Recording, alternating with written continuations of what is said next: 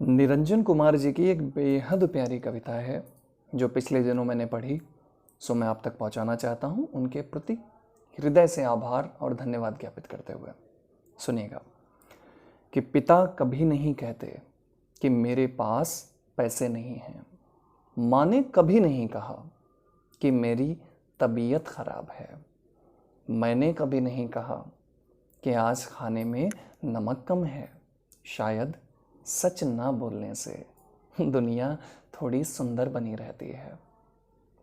कविता कभी किसी से नहीं कहती पृथ्वी वासनाओं का सुंदर विस्तार है। मन कभी अपने गुण नहीं बताता। आत्मा कभी नहीं कहती कि मोक्ष मन को मिली भिक्षा है, उसकी उपलब्धि नहीं। फूल कभी नहीं बताते उनके चेहरे पर खिला रंग उनका लहू है जो तितलियों के काटने से बहा है।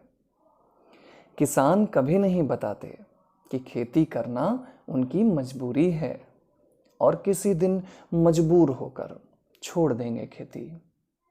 सुंदर इमारतें कभी नहीं बताती कि उन्होंने पिया है मजदूरों का गाया गीत और कोई मोल नहीं दिया उसका।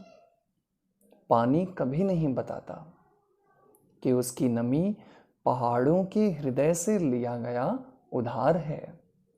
सड़कें कभी नहीं बताती कि इन पर चलकर बस हम यात्रा नहीं करते, पृथ्वी भी पहुंचती रहती है कहीं हमारे साथ चलकर।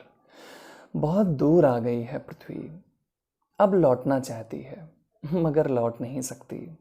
लोग इसे सभ्यता का विकास कहते हैं। हमारी देह अनंत यात्राओं का वृत्तांत है। हमारी आंखें कुआं हैं जो हमारे पूर्वजों ने पानी की खोज में खोदा था।